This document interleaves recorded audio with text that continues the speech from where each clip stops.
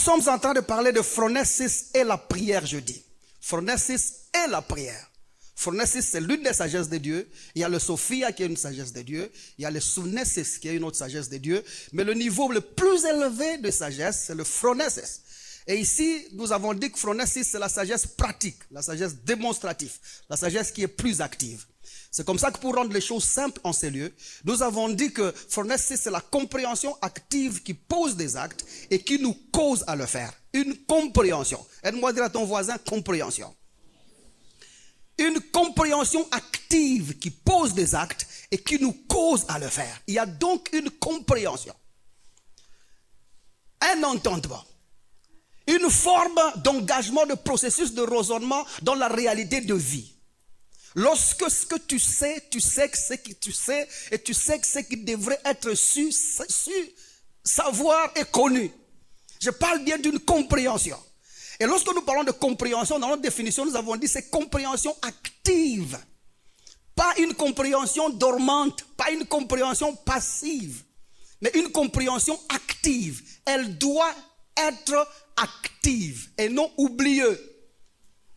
Et par cette compréhension, nous avons dit, parce qu'elle doit être active, par active, nous disons, elle doit être consciente, elle doit être éveillée, elle doit être dynamique, entrepreneuse, travailleuse, une compréhension en exercice, en activité ou en action. Bref, nous avons dit, elle doit être une compréhension qui agit, car elle est une compréhension agissante. Nous parlons de cette compréhension-là qui ne dort pas.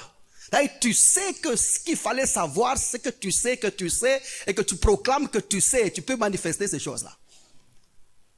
Et lorsque nous parlons de compréhension, il est très important d'appuyer aussi ce que Jésus-Christ a dit, parce qu'en appuyant ce genre de compréhension, Jésus était l'unique personne qui a démontré ce genre de compréhension. Il avait une compréhension si élevée de ce que les hommes doivent savoir, de ce qu'on doit connaître de Dieu, de ce qu'on doit connaître de sa mission, de ce qu'on doit connaître de la vie courante, que Jésus-Christ lui-même est en train de dire. Il dit, mon Père, je crois que c'est en Jean chapitre 5, verset 17, il dit, mon Père agit, et moi aussi je fais quoi? J'agis. Pourquoi? Parce qu'il avait une telle compréhension qui le poussait à agir et à produire des actions. Nous parlons d'une compréhension agissante. Si c'est clair, on dit un bon amen et on poursuit. Alors maintenant, si cette compréhension doit être une compréhension active, nous allons comprendre que elle sera donc celle qui constitue la doctrine de notre foi. Elle sera celle qui constitue la parole de foi ou la sagesse de Dieu. Elle sera aussi la doctrine de Christ ou Christ lui-même, ou la sagesse de Dieu, ou le phronesis. Parce que lorsque quelqu'un parvient à comprendre ce que Dieu a fait pour lui, ou ce qui est dans la parole de Dieu, cette personne est réellement assise dans la doctrine de la foi. La doctrine de la foi est un produit d'une compréhension active, agissante et manifeste. Quand quelqu'un parvient à cela, c'est-à-dire que tu as atteint la compréhension qu'il faut. Vous êtes avec moi jusque-là? J'aimerais d'abord prouver que cette compréhension active, c'est celle qui découle de notre foi, c'est celle qui est notre foi. Voyons Hébreux chapitre 13. Hébreux chapitre 13, ça va être clair aujourd'hui. Hébreux chapitre 13, on peut commencer à partir du verset 7.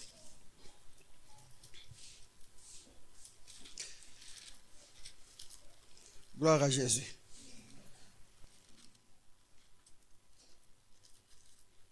Hébreux chapitre 13, à partir du verset 7. Écoutez ce que la Bible dit. Il dit, souvenez-vous de vos conducteurs qui vous ont enseigné la parole de Dieu. Notez ça. Ils vous ont enseigné la parole de Dieu. Il dit, considérez quelle a été la fin de leur vie, ou encore la sortie de cette vie charnelle, et imitez leur foi. La parole de Dieu qui nous a été enseignée, c'est la foi de ceux qui l'ont enseignée. Ici, le mot foi, c'est la doctrine ou l'expression de la compréhension de ceux qu'ils ont su et ont pu nous transmettre. Ce que nous avons reçu d'eux, c'est ce que nous appelons la parole de foi, et c'est ce qu'eux ont appelé la parole de Dieu. Quelqu'un est avec moi jusque-là? Maintenant, il dit, considérez et imitez leur foi. Jésus-Christ est le même hier et aujourd'hui et éternellement. Le Jésus-Christ dont on cite ici, ce n'est pas le Jésus-Christ homme qui est venu te sauver. Ici, le Jésus-Christ, c'est le nom de la doctrine, parole de foi, qui est parole de Dieu. C'est celle-là qui a été la même depuis le commencement jusqu'à la fin. Hier, elle était la même, aujourd'hui, elle est la même, et éternellement, elle sera la même. Parce qu'en réalité, Jésus-Christ est le logos de Dieu, la logique de Dieu, le processus de raisonnement de Dieu, la pensée infinie, insondable de Dieu depuis le commencement. Dieu n'a jamais eu pensé à autre chose qu'à Jésus-Christ. tout ce que Dieu a pu penser en créant tout ce qu'il a créé, est-ce que tu identifies dans ta propre vie, c'est Jésus-Christ? C'est comme ça que Dieu ne raisonne pas autre chose que Jésus-Christ. Tout processus de raisonnement d'un Dieu qui ne s'appuie pas à Dieu et sur Jésus-Christ est démoniaque. Si c'est des dieux, elle doit trouver ancre et axe sur Jésus-Christ. Parce que Dieu n'a pas d'autre raisonnement ou d'autre réfléchi palpable et considérable que le réfléchi de Jésus-Christ. C'est le logos, le pattern, le fondement même du raisonnement de Dieu. Le processus de raisonnement de Dieu. C'est ça Jésus-Christ. C'est comme ça que l'auteur aux Hébreux est en train de dire que Jésus-Christ c'est la doctrine de Dieu, qui est la parole de foi et qui est la parole de Dieu. Et il continue au verset 9, il dit ne vous laissez pas entraîner par des doctrines diverses et étrangères. Toute autre doctrine qui n'axe pas sur Jésus-Christ n'est pas de Dieu. Elle est une doctrine étrangère à la doctrine de Christ. Quelqu'un est encore avec moi jusque-là? Alors maintenant, lorsqu'une doctrine est étrangère à la doctrine de Christ, la Bible dit qu'il ne faut pas s'y entraîner. Il ne faut pas y entrer parce que c'est une doctrine qui est étrangère. Il ajoute, car il est bon. Car il est bon que le cœur soit affermi par la grâce. La grâce, c'est la parole de foi, c'est l'évangile, c'est Jésus-Christ, c'est la parole de Dieu. Dieu n'a pensé qu'à ça. Ce qu'on appelle la grâce ici, c'est l'évangile de Jésus-Christ. Le processus de raisonnement de Dieu doit aboutir à ce qu'on appelle la grâce de Dieu. Et la grâce de Dieu, on l'appelle faveur imméritée parce que personne d'autre ne l'a fait. Elle n'est pas un bienfait. C'est un acte conçu, connu et appliqué. C'est l'œuvre de la croix manifestée pour sauver l'humanité qui était en rébellion contre un Dieu qui les aimait. C'est comme ça qu'on appelle ça la grâce de Dieu. Elle est donc cette entité qu'on peut exploiter, expliquer aux gens, démontrer aux gens. Et prouver que Dieu, sans vouloir, sans être incité par quoi que ce soit, a trouvé au fond de lui-même une incitation innocente à vouloir sans préjudice aller chercher l'homme dans le fin fond de sa vie misérable et lui ramener au niveau de lui-même. Personne d'autre ne peut faire ça. Lorsque quelqu'un t'offense, tu peux le pardonner, le relever, mais jamais à ton propre niveau. Mais elle est grâce de Dieu, parce que cette parole, lorsqu'elle est venue chez nous, elle avait en elle de garantie d'un Dieu qui voulait nous voir ses égaux. C'est comme ça que les paroles de Dieu, et les paroles de foi, et les paroles de l'évangile, et les ce qu'on prêche.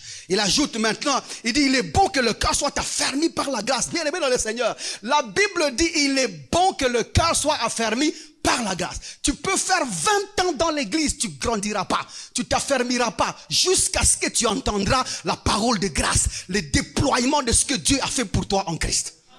C'est ce qui produit la maturité. C'est comme ça que tu peux être là où on parle des démons, des esprits impurs, là où on parle des esprits de famille. Mais tu sais, tu resteras un enfant jusqu'à ce que la démonstration de l'œuvre salvifique sera déployée en ton entendement et que la certitude de la compréhension sera établie dans ton tinamène, l'homme intérieur, afin de te causer à poser des actes et accepter la certitude du déploiement de l'œuvre gracieuse de Dieu. Jusqu'à ce point-là, tu ne pourras pas changer. Mais si tu parviens à ce genre de compréhension, tu deviens un chrétien ferme. Parce que l'affermissement vient de ce que tu entends. Et il faut que ça soit de la parole de Christ seulement. Il n'y a que l'évangile de Jésus-Christ qui appelle l'affermissement dans la vie de quelqu'un. Tu peux perdre le temps, tu peux passer beaucoup de temps jusqu'à ce que l'évangile vienne dans ta vie. Je suis provoqué par le Saint-Esprit aujourd'hui. Je crois qu'on va y aller essayer de se calmer un tout petit peu. Il dit, et non des aliments qui n'ont servi de rien à ceux qui se sont attachés. Donc le cœur de l'homme trouve l'affermissement dans la nourriture qu'elle consomme, ou qu'il consomme. Et la nourriture qu'il consomme est scellée dans la Bible, qu'elle doit être l'évangile de grâce, la parole de Dieu, ou l'évangile de Jésus-Christ, la parole de foi, ou Jésus-Christ lui-même, qui est la sagesse incontournable de Dieu, le logos de Dieu, le processus de raisonnement du Seigneur. Si ce n'est pas ce que tu consommes et tu manges, à ce moment-là, il dit, beaucoup de gens ont pu consommer ça, mais ça n'a pas affecté leur vie. Bien aimé, les gens ont vécu par la loi, des années et des années, ça n'a pas changé leur vie. Les gens ont marché par la morale, sont devenus moralistes, ça n'a pas changé leur vie. La vie ne peut être affectée par un changement radical, conforme et précise dans les pensées de Dieu, que si et seulement si la diffusion de l'audition de ce que tu entends vient de Jésus-Christ. Il faut que ça soit centré sur Christ pour que ça porte le changement dont tu as besoin. Je te souhaite ça au nom de Jésus-Christ. Je te souhaite ça au nom de Jésus-Christ. Une parole qui entre, qui transforme ta vie et qui déchaîne ton être et qui te positionne au même niveau que le Seigneur qui t'a appelé à sa propre gloire. Il dit maintenant, ne vous donnez pas ce genre de nourriture, parce que ça n'a servi à rien à ceux qui se sont attachés. Cette parole, elle est vraiment agissante, parce qu'elle a fermi. Hébreux chapitre 4, regardez le verset 12. Hébreux chapitre 4, regardez le verset 12. Il dit, car la parole de Dieu, parce que c'est de celle que nous parlons, il dit, elle est vivante. Nous parlons d'une parole vivante. Parce que la parole faite chair, c'est un homme, c'est une personne qui est vivante. Elle est d'abord vivante. Et puis il dit, elle est efficace. Pourquoi? Parce qu'il n'y a que l'évangile de Jésus-Christ. Paul le dit en Romains chapitre 1er verset 16. Je ne point honte de l'évangile, de la bonne nouvelle de Dieu. Il dit, car c'est une puissance pour le salut de quiconque croit. Le salut de quiconque croit. Il y a en celle-là, en la parole de Dieu, la puissance qui est en mesure de sortir n'importe qui de n'importe quoi. Il n'y a pas un seul lien qui résiste à l'évangile. Il n'y a pas une seule maladie qui résiste à l'évangile. Il n'y a pas un seul démon qui résiste à l'évangile. L'évangile est une puissance qui sort n'importe qui de n'importe quoi. Et quand tu m'entends maintenant, quel que soit ce que tu vis, je ralentis, annule, condamne, brise par la proclamation de la parole de Dieu, en vertu de ce que Jésus a fait pour toi à la croix, reçois l'exacte représentation de sa personne au nom de Jésus-Christ. Il dit, elle est efficace. La parole de Dieu, elle est efficace. Nous ne prêchons pas une parole molle. Nous ne prêchons pas une parole faible. Quand nous disons Jésus est Seigneur, nous savons ce que ça veut dire. Quand nous disons Jésus est glorieux, nous savons ce que ça veut dire. Quand nous disons que Dieu sauve, nous savons ce que ça veut dire. Quand nous savons que Dieu est puissant, nous savons ce que ça veut dire. Car c'est une parole efficace. Efficace. J'aime bien la description de cet homme. Regardez comment il continue. Comment est-ce que l'auteur aux Hébreux est en train de dire. Il dit elle est efficace. Et il dit elle est plus tranchante. Il n'y a pas un seul lien qui ne coupe pas. Il n'y a pas une seule corde qui ne peut être brisée. Cette parole, elle est tranchante. Il dit qu'une épée quelconque a deux tranchants. Même si vous prenez les épées, à combien de tranchants? Celle-là, la parole, elle est en mesure de tout trancher. Il dit, elle est pénétrante. C'est comme ça qu'elle pénètre l'intellect. Elle pénètre le raisonnement. Elle pénètre la science. Tous les scientifiques, lorsqu'ils écoutent la parole de Dieu, ils arrivent à un aboutissement de dire la chose qui a manqué dans notre science, c'est Jésus-Christ.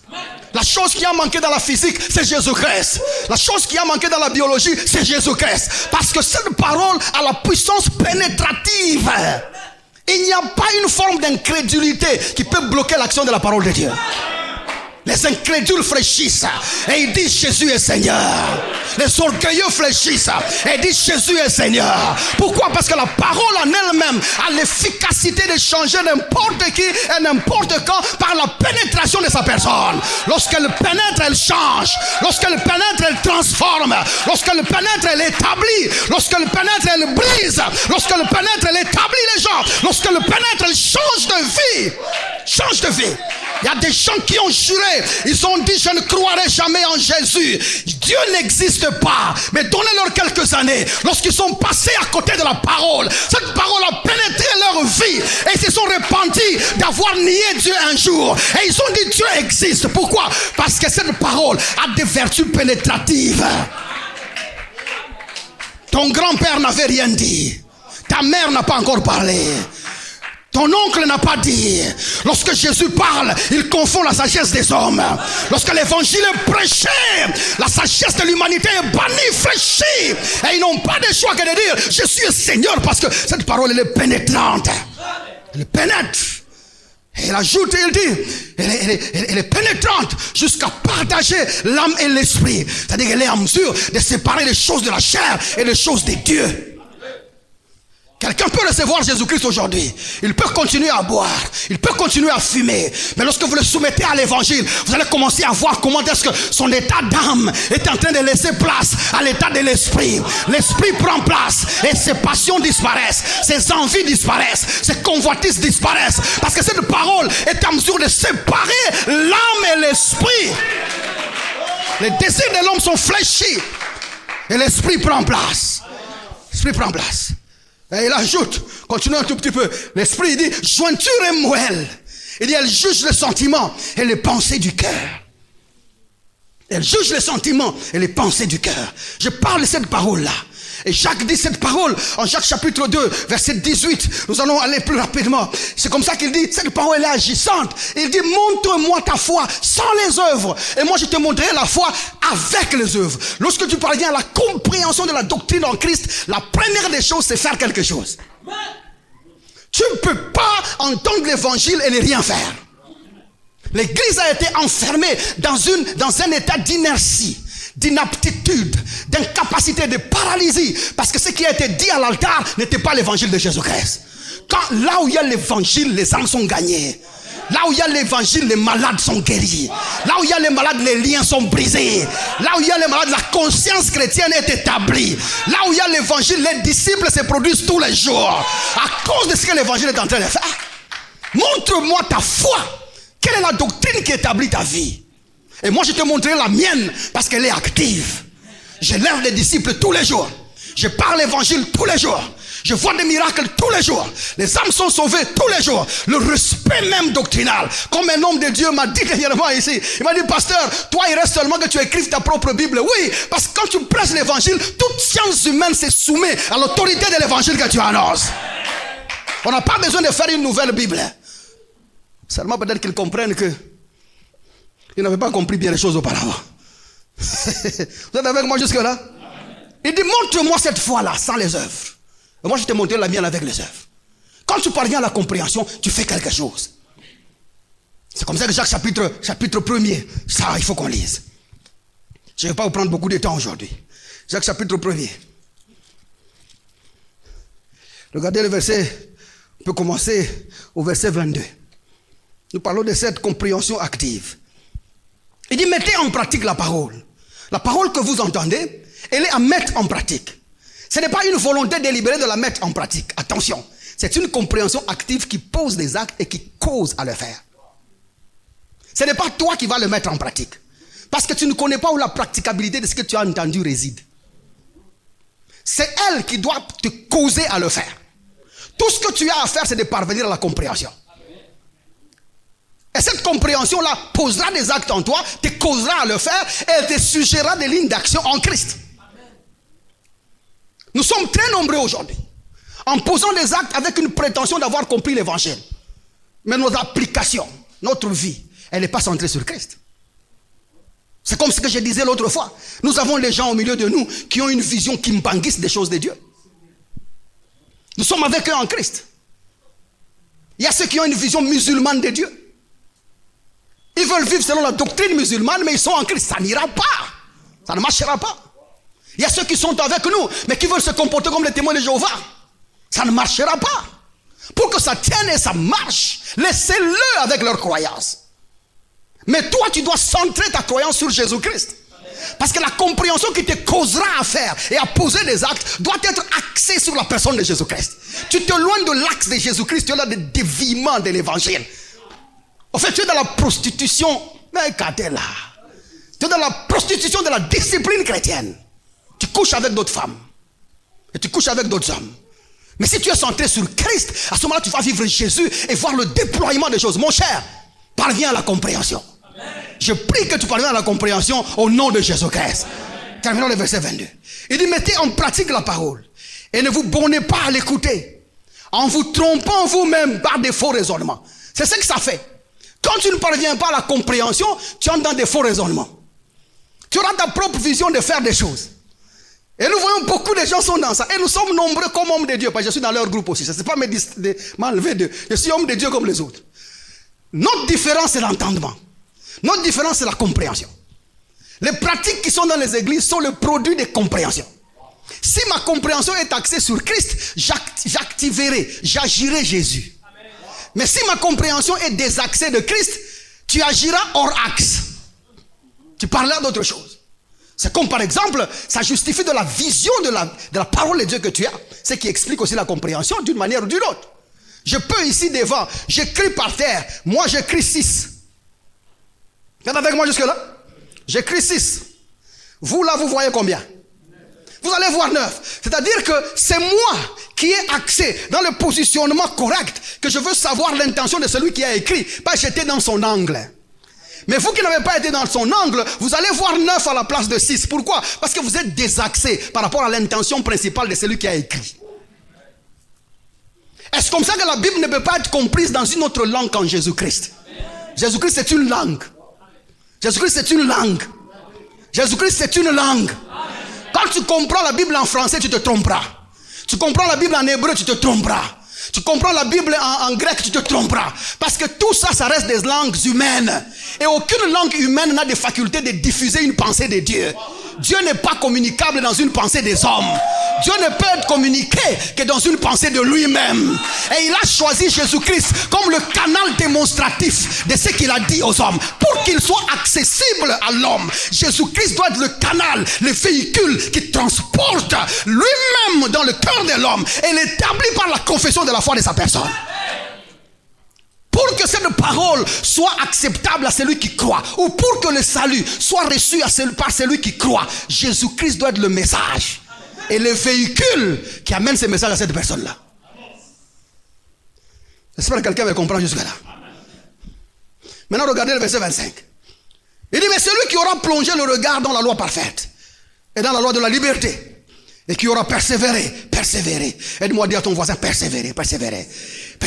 La persévérance, ce n'est pas, je suis dans la souffrance, je continue. Non, la persévérance, c'est une volonté délibérée, d'essayer de chercher, de scruter, de découvrir, de vouloir parvenir à la compréhension. C'est cette expression de la patience qui bannit les temps et la confond à une exécution de transmission de la compréhension des choses de Dieu. Tu perds pas les temps, tu es là en train de scruter la parole, tu persévères dans ça. Parce que hier tu as compris, aujourd'hui tu as compris, demain tu comprendras encore. Et plus la parole est diffusée, tu marches, tu fais des grands pas de progrès, tu comprends plus que hier. Cette étape de la persévérance. Et c'est celui qui aura persévéré. Non seulement plonger le regard, mais tu persévères en scrutant, en étudiant la parole de Dieu. Et il ajoute, n'étant pas un auditeur oublieux. Tu n'oublies pas ce qu'on t'a dit. Tu n'oublies pas ce que tu as entendu. Tu continues à scruter cette parole. Il dit, mais se mettant à l'œuvre. Il dit, celui-là sera heureux dans son activité. Le bonheur est dans la mise en pratique de ce que tu as compris. Le malheur est dans la non-mise en pratique de ce que tu as compris. Ta vie est justifiée de combien ou encore du degré de l'application des choses que tu as comprises. Tout ce que tu vis là, c'est justifié en ça. Si tu as bien compris, tu vis bien. Tu as mal compris, tu vis mal. Et nous avons été là, je sais de quoi je parle. Tu peux souffrir, mais au nom de Jésus. Tu souffres, mais tu bénis le Seigneur. Et tu es content d'avoir souffert. Que Dieu maudisse les jours là où j'avais cru que c'était lui qui me faisait passer dans la souffrance. J'ai fait des mois et des mois sans chaussures à un certain moment. Et je croyais que c'était Dieu qui me faisait ça. Béni soient les pieds qui annonçaient l'évangile en babouche. J'étais très zélé. Je n'avais même pas honte. J'interprétais même les prédicateurs avec mes babouches qui étaient trouées. D'ailleurs, c'était des babouches préfabriquées. Parce qu'ici il y avait vert et ici il y avait vert foncé. J'étais là. Vous avez porté les chaussures qu'on appelle Tigana, vous connaissez les chaussures qu'on appelle Winner. Winners en anglais. Ces chaussures-là commencent d'abord par t'immoler avant de t'habituer à sa jambe. Nous avions porté ce genre de chaussures. Et nous pensions que c'était Dieu qui nous faisait ça. Je regrette même le jour où je me suis tenu dans l'église un jour avec de nouveaux chaussures pour dire j'ai béni le Seigneur à cause des chaussures. Quelle humiliation. Quelle humiliation. Parce que le diable m'a fait croire que c'était Dieu qui me faisait passer dans ces choses. Écoutez, Dieu n'aimait personne à l'épreuve. Je répète, Dieu n'aimait personne à l'épreuve. Parce que tout celui qui a reçu Jésus-Christ comme Seigneur et Sauveur a Dieu lui-même en lui-même. Alors Dieu ne peut pas se mettre lui-même à l'épreuve. Parce que tu es déjà la personne parfaite et complète devant lui. Il n'y a rien de nouveau que Dieu cherche en toi. Dieu ne peut pas te faire passer ni par le creuset, ni par le feu. Tu es l'exacte personne qu'il a voulu depuis les commandements. Dieu ne cherche plus quelque chose de nouveau en toi. Vous êtes avec moi jusque-là? Rien de nouveau. Il a déjà ce qu'il voulait. Je vous ai dit, le logos, l'intention, le processus de raisonnement de Dieu, c'était Jésus-Christ. Et la Bible dit, il nous a prédestinés à être semblables à l'image de son Fils. L'exacte représentation de son Fils. Du moment que tu as reçu Jésus-Christ comme Seigneur et Sauveur, à cet instant-là même, tu es Jésus. Quelqu'un est avec moi jusque-là? C'est-à-dire que Dieu ne peut pas te mettre à l'épreuve pour trouver plus que ce qu'il a. Il a déjà Jésus. Il te mettra à l'épreuve pourquoi? Et la Bible ne montre aucun verset où Dieu a mis quelqu'un à l'épreuve. Il n'y en a pas. Il n'y en a pas. Je sais que tu penses à Abraham. Viens dans les cours bibliques. Il n'y en a pas. Dieu n'a mis personne à l'épreuve. Dans toute la Bible, des Genèse à Apocalypse, aucune personne n'a été à l'épreuve mise par Dieu. Personne. Maintenant, vous êtes là jusque-là? Pourquoi vous devenez calme comme ça? Parce que tous les faux versets là sont montés. Il dit maintenant, notez aussi que Phronesis, c'est la sagesse et la compréhension qui, nous avons dit, qui nous positionne dans notre dessein. Il y a un dessein que Dieu a fait pour toi. Lorsque tu parviens à cette compréhension-là, cette compréhension a pour mission de te positionner dans le dessein. Il y a un dessein que Dieu a fait pour toi. Il y a une destinée que Dieu a préparée pour toi. Et Phronesis a pour but, lorsque tu parviens à la compréhension, de te positionner dans ça. Parce que si tu ne comprends pas le pourquoi du pourquoi tu es, tu seras étranger dans ta propre vie. Tu seras visiteur dans ta propre existence. Et c'est comme ça que cette compréhension-là te situe et te positionne et te permet de savoir ce qui t'appartient, ce qui ne t'appartient pas. De savoir à identifier ce qui tu es et qui tu n'es pas. Parce que cette compréhension-là qui fixe ces choses-là d'une manière claire dans ta vie et sans ambiguïté. Maintenant, cette phronesis, ou encore cette compréhension-là, nous savons que Dieu, dès longtemps, son projet à lui, il sait, je connais le projet que j'ai pour toi. Et le connaître là-bas, c'est un connaître d'expérimentation. C'est-à-dire que Dieu a expérimenté quelque chose. Dieu est venu dans ce monde, il a vécu à ta place. Il a marché comme toi, il a vécu comme toi. Et il est rentré, il a dit, il est possible que tu envoies Kabea là-bas. Pourquoi? Parce que j'ai expérimenté cette vie, je sais que Kabea va s'en sortir. Vous êtes avec moi jusque-là? Alors maintenant, le projet que Dieu a expérimenté, il est en sécurité que s'il est en Jésus-Christ. C'est comme ça que le plan initial de Dieu et le plan terminal de Dieu, l'alpha et l'oméga du processus de raisonnement de Dieu, c'est Jésus-Christ. Dieu n'a jamais pensé au-delà de Jésus-Christ. Dieu n'a jamais pensé avant Jésus-Christ. C'est-à-dire que si ton destin parvient à la compréhension et commence à poser des actes, ces actes-là doivent être Jésus. Tu ne peux pas vivre en dehors de Christ. Dieu avait voulu dès le commencement que tu sois la personne de Christ. C'est comme ça que la Bible dit, Dieu nous a prédestinés à être semblables à l'image de son Fils. C'est Romains chapitre 8, verset 29. L'exacte représentation de sa personne. Il ne dit pas que nous sommes l'image, il ne dit pas que nous ressemblons, il dit que nous sommes l'exacte représentation de sa personne. Tel il est, tel nous sommes dans ce monde. Vous êtes avec moi jusque-là? Alors maintenant, par la foi en Jésus-Christ, parce que nous parlons du destin, celui qui a reçu Jésus-Christ comme Seigneur et Sauveur a atteint sa destinée. Il a atteint son destin. Il a atteint sa destination. Recevoir Jésus-Christ, c'est parvenir au terminus. Recevoir Jésus-Christ, c'est être dans son destin. Alors maintenant, en ce moment-ci, ayant dit ces choses, il ne peut pas y avoir de combat de destinée. Tu ne peux pas te battre pour ta destinée. Tu ne peux pas batailler pour ton destin. Est-ce que nous le comprenons? Parce qu'en réalité, ton destin, c'est une personne. Ta destinée, c'est une personne. Et cette personne-là, c'est Jésus-Christ. Du moment que tu es dans la personne de Jésus-Christ, tu as atteint ton destin. Il n'y a donc pas de combat, parce que ton destin n'est pas matériel. Ton destin n'est pas en francs. Ton destin n'est pas en dollars. Ton destin n'est pas que tu achètes des maisons ou que tu achètes des véhicules. Ton destin est que tu sois l'exacte représentation de son Fils.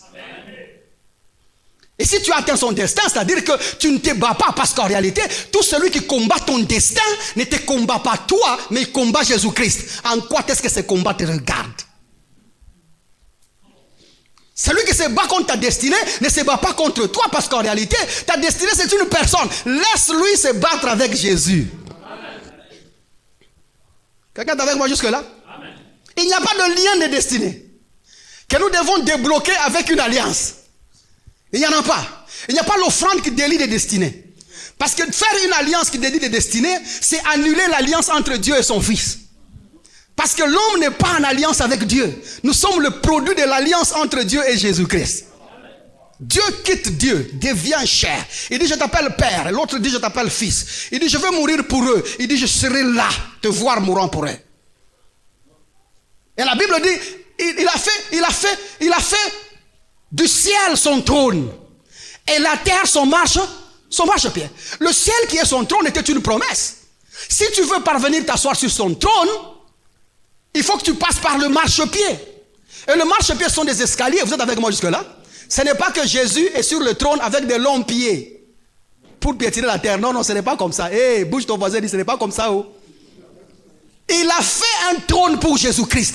Il lui a dit, assis-toi à ma droite, jusqu'à ce que je fasse de tes ennemis ton marchepied. C'est comme ça que le ciel est son trône, la terre est son marchepied. Là où il doit démontrer les mérites de s'asseoir sur le trône, c'est sur la terre.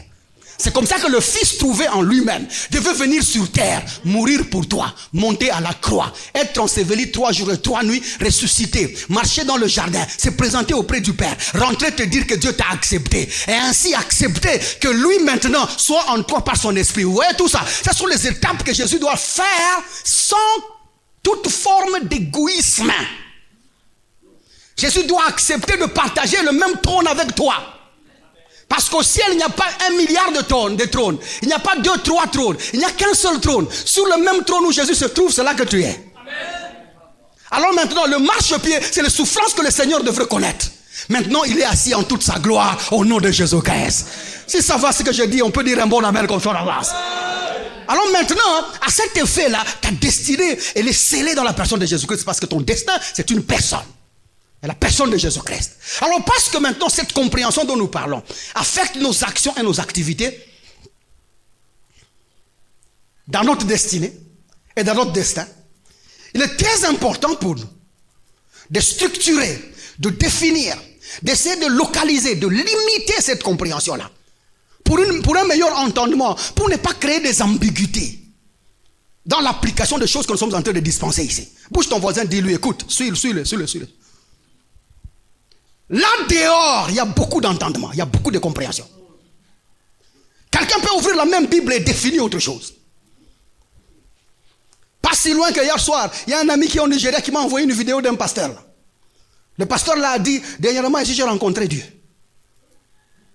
Je l'ai regardé face à face, avec beaucoup de barbe. Un vieux homme là. Je l'ai fixé et il m'a dit, je vais mettre cette vidéo-là dans le groupe. Elle est en anglais, mais dans le groupe des serviteurs, bien sûr. Elle est en anglais. Bon, quand vous parlez maintenant en anglais, vous allez voir. Il dit, je l'ai fixé face à face. Il me regarde, je le regarde. Et Dieu me dit, tu voulais me voir, me voici. Il dit, Seigneur, je te regarde. Il dit, je n'ai même pas bronché, je l'ai fixé le regard. J'allais le répondre. Mais j'ai dit, par respect diplomatique, ecclésiastique. Gardons respect. C'est ça, non? Parce qu'il y a même un grand homme de Dieu. Vous voyez tout ça. Il vient de diffuser une compréhension. C'est ça, non? Il vient de diffuser une forme de compréhension. Là dehors, il commence à y avoir un vent prophétique. Ceux qui sont dans le courant de prophétie, nous tous, moi je suis un vrai prophète. Parce qu'un vrai prophète, c'est l'évangile, mon frère. Amen.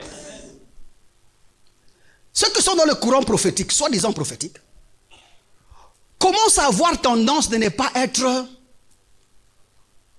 soumis à une certaine forme d'autorité spirituelle. Ils savent que s'ils viennent avec l'Ancien Testament, ils vont trouver des docteurs qui vont leur dire, vous êtes dans l'erreur. S'ils viennent avec le Nouveau Testament, ils vont nous trouver nous autres, on va dire, yes, soyez naïfs. S'ils viennent avec toute la Bible, ils vont nous trouver, nous allons dire, non mon cher, ça c'est pas correct. Maintenant, qu'est-ce qu'ils ont fait? Parce qu'ils sont sous pression. Vous avez remarqué qu'ils sont tous sous pression, chaque fois qu'ils montent à l'altar, d'apporter quelque chose de nouveau. On ne sait pas pourquoi. Oh, mais maintenant, ils sont devenus... Il faut que je parle français, parce que là, on dit il faut que je parle français. Il y a d'autres choses. Un prophète les balance comme ça, boum! Même Dieu lui-même au ciel dit, profa, tu as trouvé ça où? Même Dieu lui-même est surpris. Il peut balancer un truc, kaboum! Même toi-même qui écoutes, tu dis, ça je n'ai jamais lu. C'est comme ce qu'un homme de Dieu avait dit là, j'avais suivi quand même longtemps, j'avais suivi une vidéo là il y a longtemps, là, un autre pasteur nigérien. Il dit, vous savez la dîme, toi tu es un homme, tu ne sais pas donner la dîme. Mais pendant que dans la Bible, même des lions ont donné la dîme. J'étais très occupé, j'ai dit, il faut que je comprenne. Où est-ce que je n'ai jamais lu ça de toute ma vie? Nous parlons de compréhension, c'est ça, non? Même les animaux donnent la dîme. Les lions même ont donné la dîme. J'ai dit, donne-nous, c'est où? Il faut qu'ils défendent quand même, c'est où? Et puis il dit, vous vous rappelez de ce jour-là? Lorsqu'on a jeté Daniel dans la fosse aux lions, les lions se sont dit, nous avons déjà beaucoup mangé. Comme c'est la 10e personne, celle-ci offrons-la au Seigneur.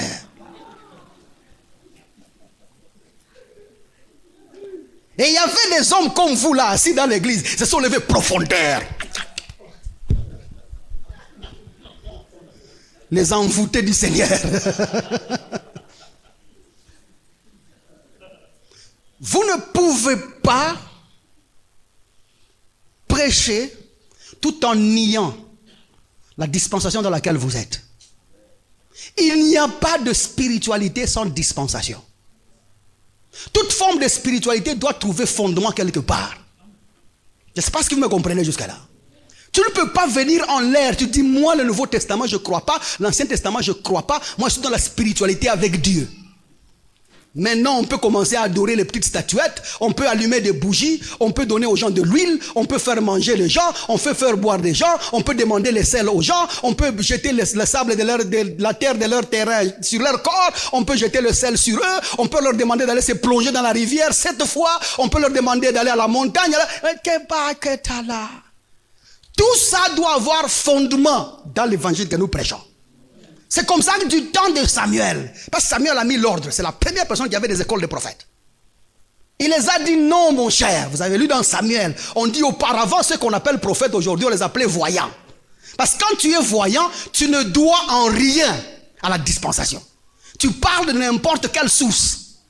N'importe quel démon peut te parler, tu dis c'est Dieu qui a parlé. C'est comme ça qu'Israël, avant cette époque-là, ils avaient des difficultés d'identifier même ce que Dieu peut faire et ce que le diable fait. Pourquoi? Parce que n'importe quel esprit communiquait une certaine forme d'entendement dans leur vie. C'est comme ça que du temps de Samuel, il a fixé ces choses. Il a dit non, voyant fini. À partir d'aujourd'hui, nous sommes tous prophètes. Pourquoi? Parce que prophète veut dire, c'est lui qui décapitule, qui enlève, qui sort des écrits de Moïse, Jésus-Christ. Est-ce que nous comprenons? Prophète veut dire, c'est lui qui sort des écrits de Jésus, des écrits des Anciens Testaments, Jésus-Christ.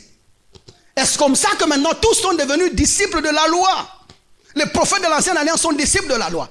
Mais nous, dans notre génération ici, la Bible elle est claire, que celui qui prophétise doit le faire selon l'analogie de la foi. Tu ne peux pas dire que toi tu ne comprends pas ces choses-là. Le prophète est un sacrificateur, il est dans la spiritualité, il n'est pas dans vos dispensations. C'est faux, tu es un sorcier, tu es démoniaque. C'est comme ça que vous commencez à voir Dieu. Il y a un autre qui a dit, c'était en prière, Samuel est sorti. Tout ça parce qu'ils craignent qu'on leur dise dispensationnellement, vous n'êtes pas là. Comme ils ont renié notre dispensation, il est difficile qu'on intervienne dans leur vie. Parce que c'est au nom de quoi? Au nom de la spiritualité. Et ils sont là défendant une spiritualité. Papa, il n'y a pas de spiritualité qui ne trouve ancre en Jésus-Christ.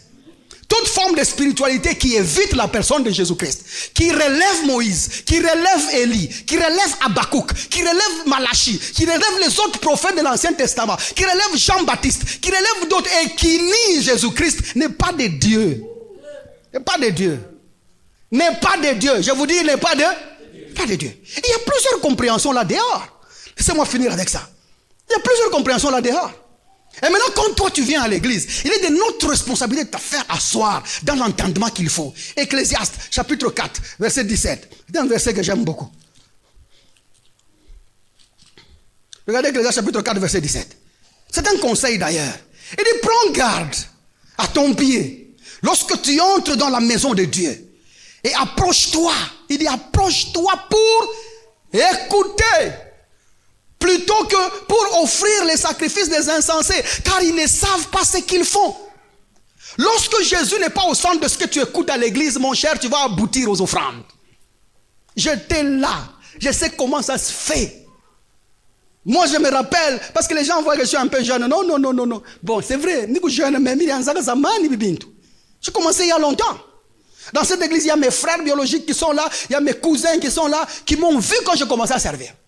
Mon père est bishop dans cette même ville. Il est vivant. Vous fallait le demander. En 1994, lorsqu'il commença les démarches pour appliquer les documents de son église, 94, moi j'ai prêché déjà, des années avant. J'ai commencé ces choses très tôt. Parce que quand je parle des choses, je n'invente pas. Ce sont des choses que j'ai vécues.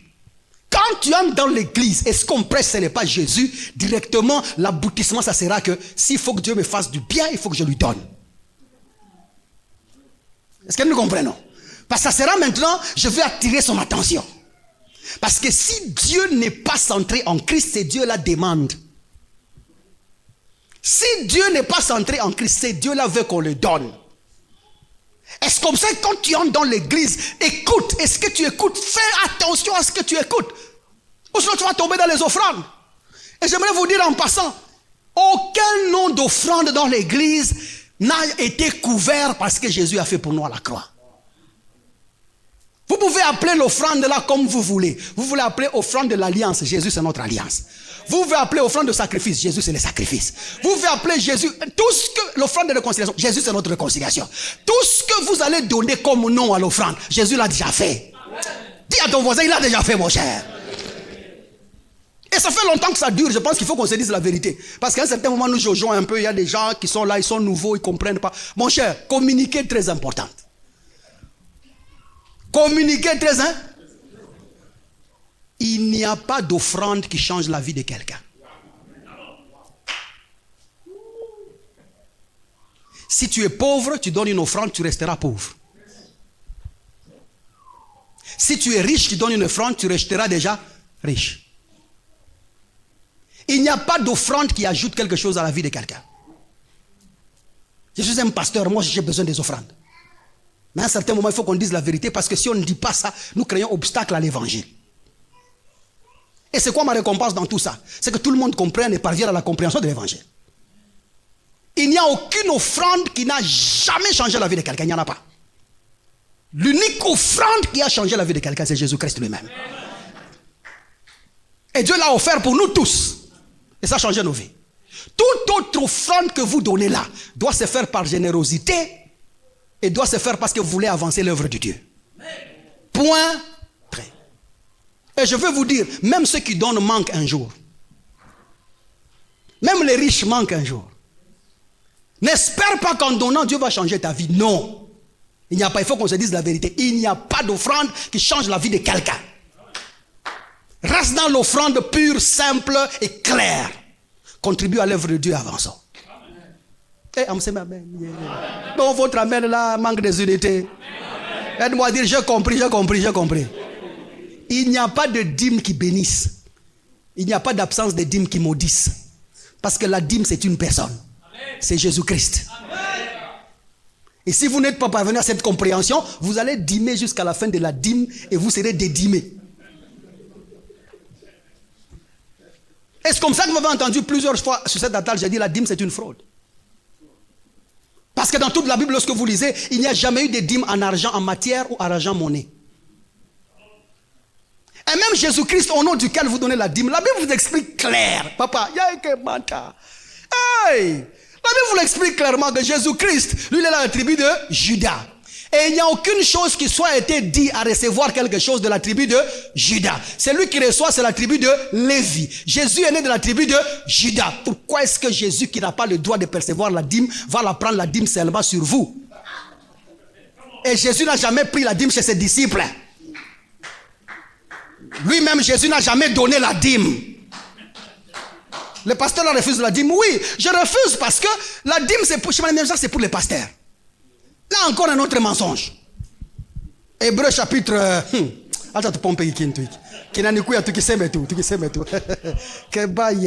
La parole de Dieu abonde au milieu de nous.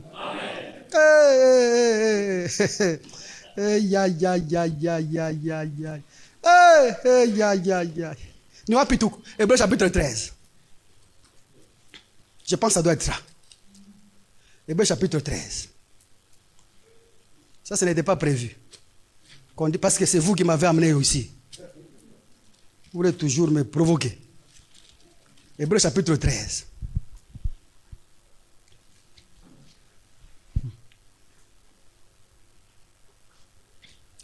Verset 10. Retenez ça. Ça va vous aider. Écoutez ça. Nous avons un autel dont ceux qui font le service au tabernacle n'ont pas le pouvoir de manger. Mais la dîme, c'est quand même pour les pasteurs. Vous avez compris l'ambiguïté où elle se trouve? Nous, en Christ, nous avons un autel dont ceux qui font le service là n'ont pas reçu le droit de faire quoi? Pourquoi? Parce que nous avons déjà consommé Jésus. Oh. C'est comme ça que la Bible dit, quelqu'un parmi vous est-il malade, qu'il appelle l'ancien. Je vous cite un ancien. Jacques était un ancien. Il dit quelqu'un parmi vous. Il ne dit pas quelqu'un parmi nous, quoi qu'il était avec eux. Pierre, c'était un autre ancien. Il dit, vous aviez été guéris par ces meurtrissures. Il ne dit pas, nous avions été guéris. Pierre, lui, n'a pas été guéri. Il a été guéri. Mais pourquoi est-ce qu'il refuse d'y entrer? Il dit, un autre ancien, c'est Jean. Il dit, oh, Gaius, je veux que tu prospères, comme prospère l'état de ton âme. Comment il ne dit pas que nous prospérons, comme prospère l'état de nos âmes? Parce qu'en réalité, l'ancien doit être celui qui est mature dans la parole de Dieu et qui n'a besoin de rien. Pas parce qu'il possède les choses, mais parce qu'il possède la source qui fait les choses. Quelqu'un me comprend jusque-là? Parce que nous n'avons pas un hôtel où on nous a autorisé de manger, non. Dis-moi, à pasteur, non. Elle m'a dit, non. J'étais ça dans l'offrande, que ça a acheté le ciment là-bas. J'étais ça dans l'offrande, que ça a acheté. Et puis, de toutes les façons, allez lire Hébreux chapitre 7. Vous allez comprendre. On dit, nous donnons à cause de la vie. En action de grâce de la vie que nous avons reçue en Jésus-Christ. Vas-tu réduire l'œuvre de Golgotha en pourcentage? Nous étions là. Nous avons prêché des thèmes comme ça. Je me suis rappelé hier soir, quand j'étais en train de méditer. J'ai regardé dans mes petits cahiers là, anciens, avant que Maître Church ne fût. Quand nous avons bâillonné les gens, nous avons des thèmes comme les offrandes qui enlèvent la souffrance. Il y a une offrande qui enlève ta souffrance. Papa, il n'y en a pas. Il n'y a que Jésus qui a porté nos souffrances. Il n'y a pas. Tu as souffert pendant longtemps. Il y a des choses, tu pries, ça ne change pas. Tu parles en langue, ça ne change pas. Tu jeûnes, ça ne change pas. Mon cher, il doit y avoir une offrande qui décante les situations. Prends cette offrande-là. Et ta souffrance va disparaître. Et nous parlions avec énergie corporelle.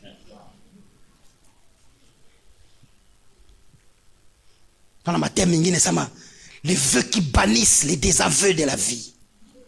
Je t'ai collé ça. Viens avec un vœu au Seigneur. Ça va bannir le désaveu de sa vie. Les maris te fuient. Le travail te fuit.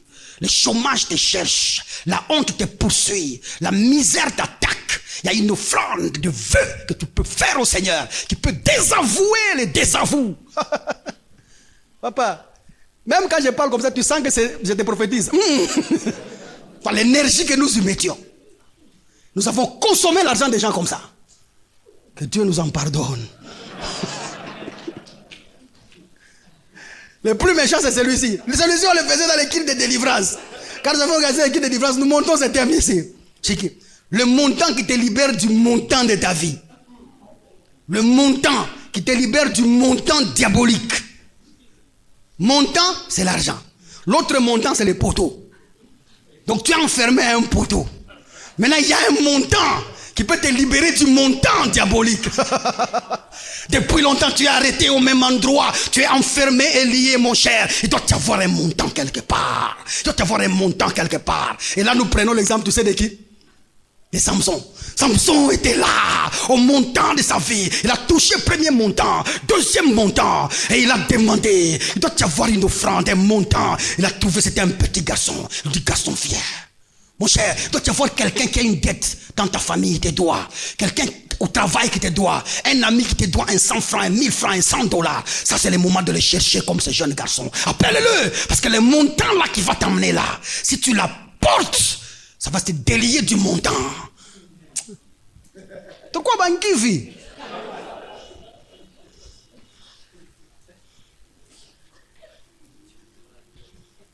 Et l'autre, quand tes offrandes comptent, ta vie monte. Vous les voleurs, je vous donne des thèmes. Quand ton offrande compte, ta vie monte. Ton offrande doit compter devant Dieu. Il ne faut pas offrir n'importe quoi. David dit, je ne peux pas offrir à mon Dieu quelque chose qui ne compte pas, qui n'a pas de la valeur. Il ne faut pas t'habituer à donner à Dieu 1000 francs, 500 francs. Non, quand ton offrande, c'est pourquoi ta vie elle est statique. Elle est bloquée. Parce que devant Dieu, ton offrande ne compte pas, mon cher. Il n'y a qu'une seule offrande qui compte devant Dieu, c'est Jésus-Christ. Et c'est comme ça que nos vies sont montées par la foi en sa personne. Une seule fois pour toutes. Ça vient embobiner les gens avec ces choses. Quand tu entends mon offrande, papa. Et puis, je ne veux pas dire déjà quand on... Non, avant, quand je commence mon sermon, je demande, mon frère, tiens-toi debout, mon cher, loin de... Tiens-toi debout. Vois ce frère, il reste juste un petit moment. Dieu va te faire du bien, mon cher. Acclamez pour lui. Je vois des gars. Si je dis ça ici, les gens vont t'ensorceler. Assieds-toi, mon frère. Et puis je regarde une soeur là. Je regarde, maman, tu t'appelles comment, maman Liane? Tiens-toi debout, maman. Cette maman, maman, je viens de les voir. Beaucoup de choses en train de venir. Je vois des camions, des tracts. Dieu va te faire du bien. Vous les sorciers, vous êtes jaloux. Vous êtes jaloux pour elle. Puis je continue. Maintenant, à la fin, c'est comme ça que je vais parler. Quand ton offrande compte, ta vie monte. Parce que j'ai demandé au frère de se tenir debout. J'ai demandé à la sœur de se tenir debout. Quand je veux dire qu'il y a 1000, je veux juste... Je ne fais pas ça tous les jours.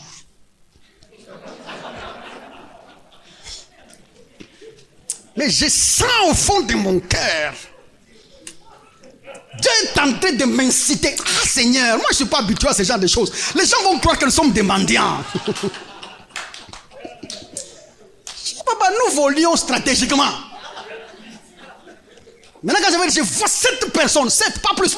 Mais je prends 20, 7 personnes, $1000, 7 000. Frère, où est ta couille? Maman, où est ta couille? Pas, je t'ai déjà dit que beaucoup de choses sont en train de venir. Dans ta tête à toi, quand ton offrande compte, ta vie monte. Comme j'étais avantageusement monté. Tu n'as qu'à venir. Nous étions des vrais voleurs. Des vrais voleurs. Ça n'est pas tchéringin. La somme qui multiplie tes sommations. Il y a une somme qui multiplie tes sommations. Le prophète a dit à cette femme, qu'est-ce que tu as? La femme a dit, j'ai un peu d'huile. La somme de cette huile a multiplié la sommation. Qu'est-ce que tu as? Il ne faut pas raisonner $1000. Il ne faut pas raisonner 500. Il faut raisonner 10 000. Qu'est-ce que tu as? Ça peut être... Je viens de te dire, il ne faut pas raisonner 1000. Il ne faut pas raisonner 2000. Il ne faut pas raisonner 500. Mais je te dis, ça peut être 10 000. Ça peut être... Donc, ce sont des choses très calculées déjà à l'origine des faits. Avant que je ne vienne, j'ai calculé ces choses. Seul un Dieu provoqué avec des offrandes peut révoquer ta souffrance. Ce qu'elle est. Seul un Dieu provoqué avec des offrandes peut révoquer ta souffrance. Il a dit, je révoquerai les sauterelles qui ont mangé ta vie. Mon frère, le Dieu qui révoque doit être provoqué.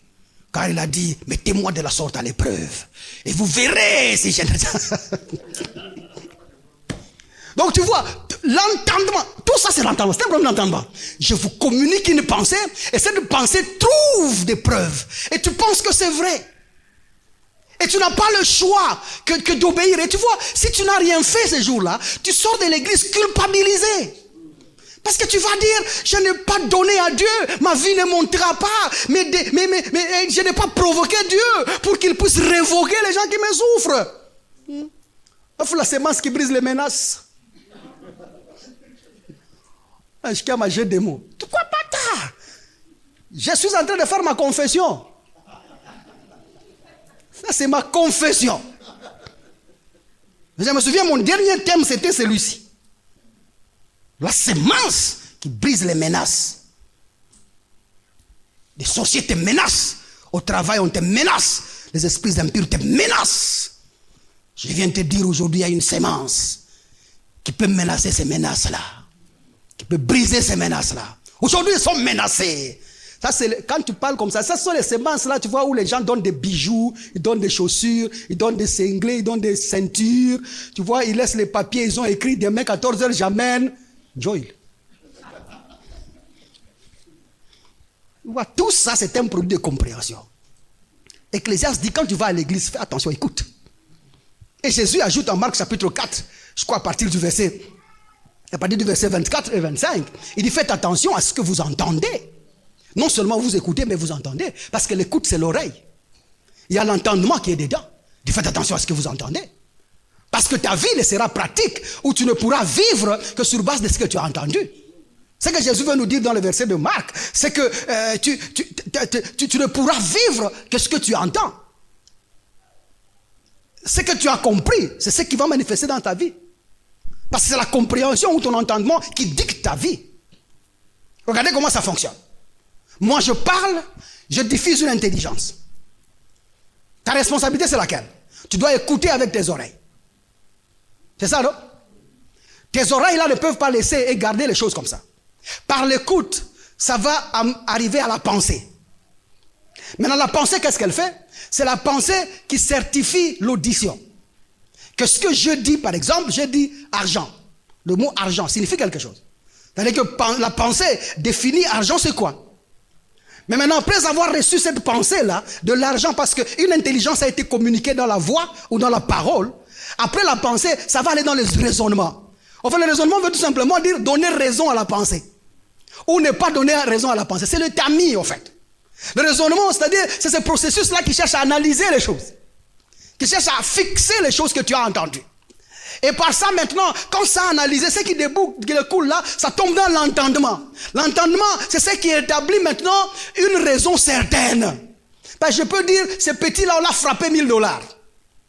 J'ai dit, ce petit-là, on l'a frappé $1000. Quand ça entre dans votre écoute, vous avez entendu, ce petit-là, on l'a frappé $1000. La pensée pense au verbe frapper, dans plusieurs manières, et la pensée pense à $1000.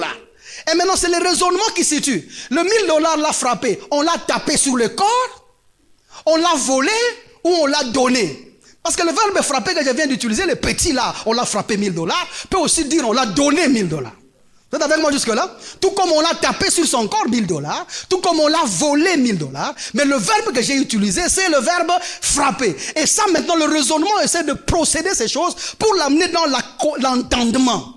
Maintenant, l'entendement, c'est celle qui diffuse à la compréhension. Maintenant, je peux dans la compréhension établir le vrai sens de ces petits, on l'a frappé $1000, que l'entendement m'a dicté pour dire que c'était volé. Est-ce que nous comprenons? Maintenant, dans la compréhension, je comprends qu'on l'a volé. Après avoir compris, c'est maintenant que je peux le mettre en action. Je peux soit aller intervenir et aider cette personne ou aller faire quelque chose. Pourquoi? Parce que j'ai compris ce que ce petit-là, on l'a frappé $1000, voulait dire. Selon que l'écoute, la pensée, les raisonnements et l'entendement l'ont établi dans ma compréhension pour que je puisse agir subséquemment. Ça, c'est les Français. Maintenant, si ces choses-là ne résultent pas dans toi, ça posera problème là. Le problème avec l'église aujourd'hui, c'est que l'église n'est pas arrivée à la compréhension de la parole parlée qui a été écoutée, pensée, raisonnée et entendue. Et à ce moment-là, tout ce que nous avons entendu de Dieu est resté dans une forme illusionniste, utopique des choses. Que cette chose est devenue presque inaccessible. On dirait que Dieu nous a vendus par cette Bible ici, les fables de sa personne. Parce que pourquoi? La parole annoncée a été écoutée, la pensée l'a saisie, le raisonnement l'a saisie, l'entendement n'a pas fixé, ainsi la compréhension n'a pas pu nous établir dans la pensée conforme, établie dans l'élocution du Seigneur. Et ainsi notre application devient erronée parce que dès le commencement, nous n'avons pas bien vu les choses. C'est comme ça que quelqu'un a dit, surveille tes pensées. Aussi longtemps que l'homme ait ses pensées, c'est la même chose, c'est que l'homme tel sont ses pensées, il dit surveille tes pensées. Parce que tes pensées deviennent des paroles. Et des paroles s'échangent en actions. Et tes actions, si tu fais pas attention, vont se changer en habitudes. Et tes habitudes peuvent entacher ta personnalité ou affecter ton caractère. Et si ton caractère est affecté, tu croiras que c'est ça ton destin. Et ainsi tu penseras ainsi. Parce qu'il y a des gens que je connais aujourd'hui. Leur pensée, par exemple, je prends un exemple. Tu as la pensée des chômeurs. Tu vois, même les paroles seront chômaliers. Tu vas parler comme un chômeur. Vous connaissez les histoires des chômeurs? La politique. Ils parlent des histoires qu'ils ne connaissent pas. Ils connaissent les noms de tous les politiciens. Ils connaissent les noms de tous les riches du quartier. Parce que c'est ça les discours des chômeurs. Et ils vont commencer à agir, poser des actions des chômeurs. Après la parole, c'est l'action. Maintenant, quand ils vont commencer à... Vous connaissez les actions des chômeurs? Le jeu des dames.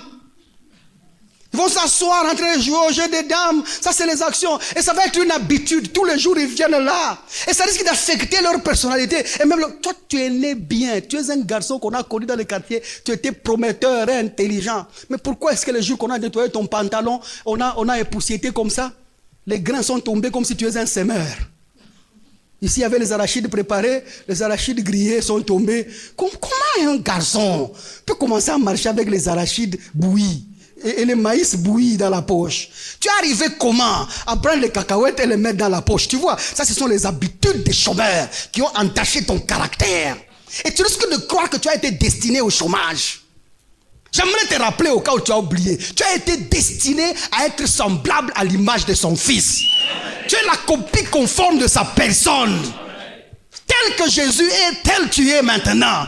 Ne laisse pas les circonstances de la vie définir ta vie autrement. Tu es enfant de Dieu. La divinité active dans l'humanité. Dieu habite en toi. Tu es la tête et jamais la queue. Quelles que soient les situations que tu traverses, mon frère. Ne dis pas que ma vie, j'ai été créé pour être chômeur. Ne pense pas chômage. Parce que toi, tu es à l'image de Dieu. Et nous avons vu Dieu dans la Bible. C'est un Dieu actif. Un Dieu qui agit. Et la Bible dit, au commencement, Dieu travailla la terre.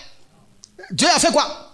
Il a créé la terre. Dieu crée pour Adam. Je répète, Dieu crée pour Adam. Dieu crée pour Adam. C'est la création de Dieu qui donne le travail à Adam. C'est comme ça que la Bible dit. Le monde entier attend avec un ardent désir la manifestation des fils de Dieu pour qu'ils créent les emplois pour eux, qu'ils créent le mariage pour eux, qu'ils créent des solutions pour eux. Toi, tu es Dieu. Ton travail, c'est créer. Toi, tu es Dieu. Ce que tu fais, c'est faire quoi? C'est créer. Faut pas chercher un travail. Crée un travail. Parce que le monde attend que tu fasses quoi? Que tu crées un travail. Et je vous ai dit, tout projet que tu as qui demande les moyens que tu n'as pas n'est pas de Dieu. Si c'est de Dieu, ça doit commencer dans le vide de l'aide de l'homme pour que personne ne se glorifie de t'avoir aidé au commencement. Parce que ton commencement doit être Dieu, ta fin doit être Dieu, ton milieu doit être Dieu. Lève-toi comme un Seigneur éternel et commence à créer des choses au nom de Jésus. Dieu crée, les hommes travaillent. Dieu crée, les hommes travaillent. Et Dieu a le courage de rencontrer l'homme et lui dit à partir d'aujourd'hui, surveille le jardin. Tu vas cultiver là-bas. Tu vas garder la terre. Tu vas s'aimer là-bas. Ça, c'est Dieu qui donne le travail à l'homme. Dieu crée le travail pour l'homme. Dieu ne cherche pas le travail des hommes. Si tu connaissais qui tu étais, cette terre serait différente. Tu vois, le Dieu qu'on t'a présenté, c'est un Dieu passif. Qui vient descendre la manne dans ta chambre à coucher. Le Dieu qui te dit, vivre par la grâce, c'est ne rien faire. Le Dieu qui te dit, tu peux obtenir sans travail. C'est un faux Dieu, ce type-là. C'est un Dieu paresseux. Parce que si lui-même travaille, Jésus-Christ dit, mon Père agit jusqu'à présent. Moi aussi j'agis jusqu'à présent. Celui en qui le Père est assis, agit jusqu'à présent. Celui en qui le Fils agit, est assis, doit nécessairement agir jusqu'à présent. Proverbe dit, dors un tout petit peu, tu verras que la crise va entrer. Les enfants de Dieu sont devenus des paresseux et ils justifient leur paresse dans l'inexécution de Dieu. Et ils pensent que Dieu en a pour quelque chose, comme si Dieu les devait quelque chose. Et nous étions tous là, je vous dis, nous étions tous là. Ça va faire plus de 30 ans que nous sommes 30 ans. On ne me connaît pas autrement que serviteur de l'évangile. 30 ans, pas mon nom. Nous sommes 30 ans, mais nous sommes petits. 30 ans. Nous étions tous là. Nous chantons cette chanson-là. L'hymne national des jeunes de prière et de la jeunesse qui ne fait rien à l'église. Siwezi kuacha Yesu natesea na ujana wangu. Nakotikate Yesu naponaye bandabu mwana. Yesu naponaye. Yesu naponaye. Ce n'est même pas ye aponanga, c'est nga indera ponaye. Comme si je lui ai fait faveur. Kolala nanzala, bangomba namati, bilei naliete. Au lieu de te poser en angoté, ça l'a quitté pour la billet. Qui accepterait de gêner dans l'abondance? La Bible dit clairement, pourquoi les amis de l'époux s'affligeraient-ils? C'est comme ça que Jésus appelle les jeunes. Ah, Jésus. Tu es créé à l'image de Dieu. Tes pensées ne doivent être pas les pensées de maladie ni les pensées de chômage, mais tes pensées doivent être centrées sur Christ. On termine avec ce verset. Je crois que j'ai fini. Ça fait plus d'1 heure que je parle. Proverbe 23. Écoutez le verset 7.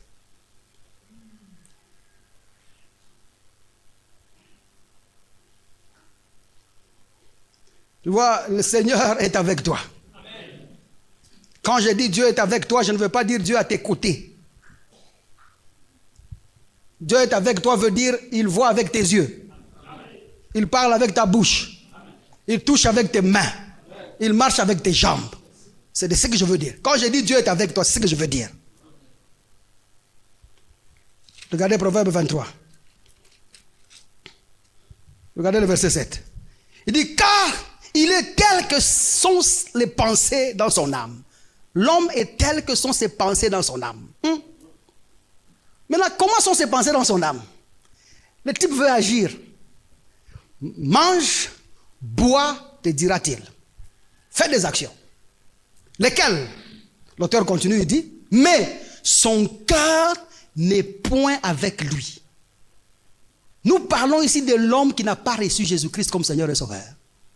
Le mot cœur là-bas, c'est le mot hébreu leb, L-E-B, qui veut dire l'homme intérieur ou l'esprit humain. En d'autres termes, l'homme de la terre, l'homme qui n'a pas reçu Jésus-Christ, tel il est là, telles sont ses pensées. Mais toi là en Jésus-Christ, tu n'es pas le produit de tes pensées. Parce que tel il est, tel tu y es. Tu es le produit de sa personne. Est-ce que nous le comprenons? Il y a une grande différence. C'est-à-dire que le processus de raisonnement des hommes ne qualifie pas ton identité. Tu es ce que Jésus est. Tu as ce que Jésus a. Tu fais ce que Jésus fait. Votre amen manque des unités. Tu es exactement tel Jésus. Tu n'es pas le produit de raisonnement humain. Parce que les hommes font les choses sans être conduits par l'Esprit. Et pourtant, toi, la Bible dit très clairement, vous avez regardé le verset 26. Là où nous sommes, le verset 26. Il dit, mon fils, donne-moi ton cœur.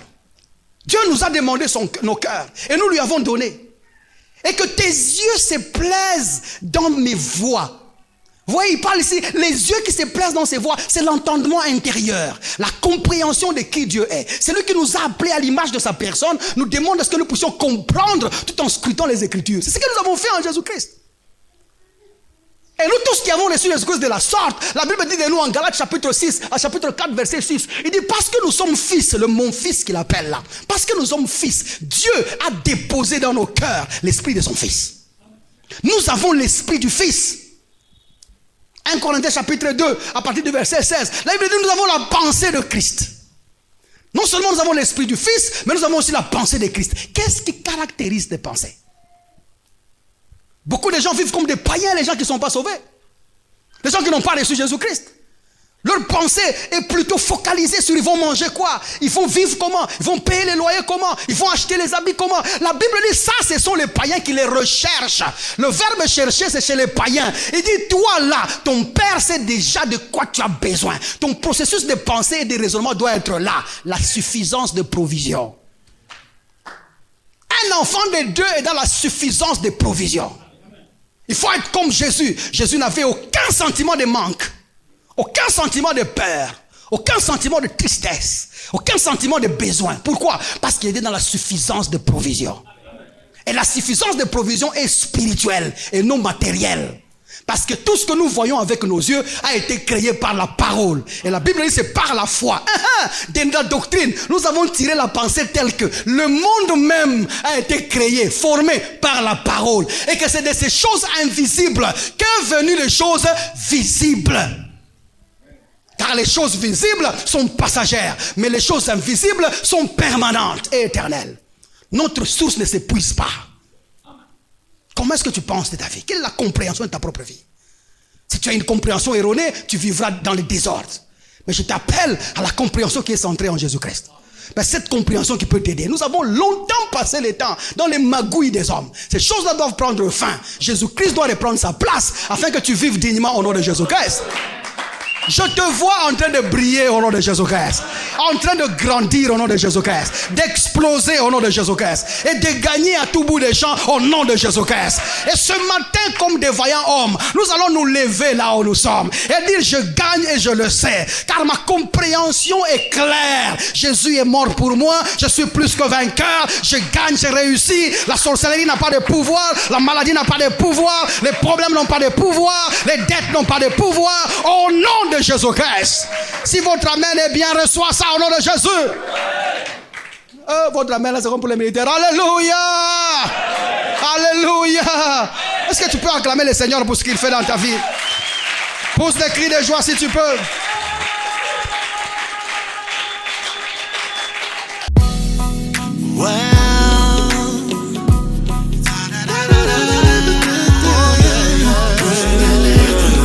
Changer la nation, gagne le monde pour Jésus.